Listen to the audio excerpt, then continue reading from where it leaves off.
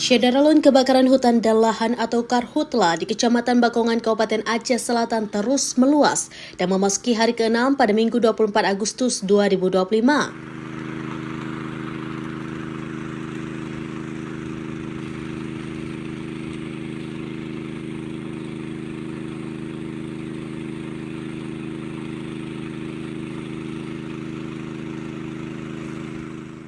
Sebanyak 65 hektar lahan gambut telah hangus terbakar sejak pertama kali terdeteksi pada Selasa 19 Agustus 2025.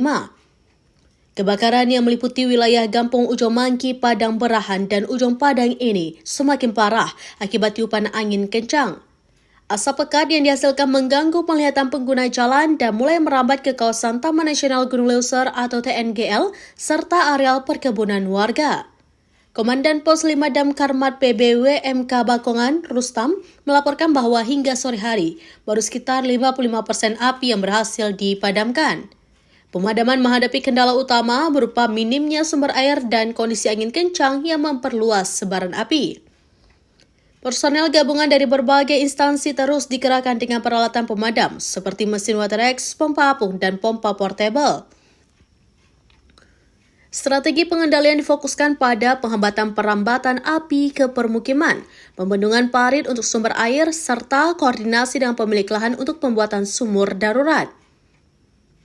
Wakil Bupati Aceh Selatan, Baitul Muqaddis, meninjau langsung lokasi kebakaran untuk memastikan penanganan yang cepat dan terpadu.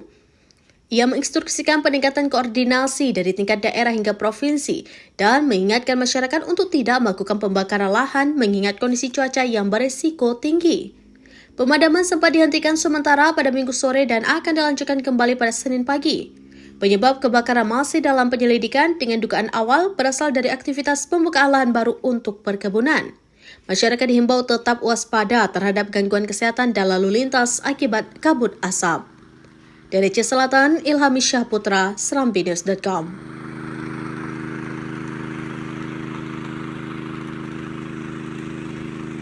Download Tribun X sekarang, menghadirkan lokal menjadi Indonesia.